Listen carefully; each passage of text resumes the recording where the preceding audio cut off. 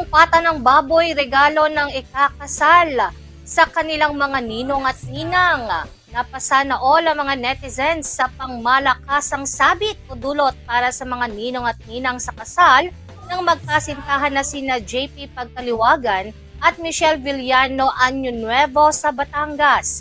Kasi naman sa viral post ni Michelle ay makikita ang mga nakapalibot na mga malalaking basket na puno ng cakes at prutas. At sa bawat katapat na upuan ay may isang malaking buong pata ng baboy.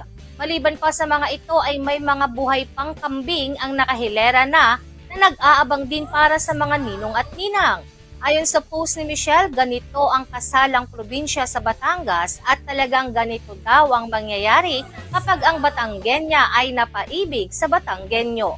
Tradisyon na sa probinsya ng Batangas ang sabit o dulot kung saan ang magkasintahang ikakasal ang mamamahagi ng regalo sa kanilang mga magiging ninong at ninang bago ang itinakdang araw ng kanilang kasal. Nagpasalamat naman si Michelle sa kanyang post sa lahat ng mga tumulong sa kanila upang maisakatuparan ng maayos at masaya ang kanilang sabit. Ang dalawa ay kinasal noong November 26, 2023.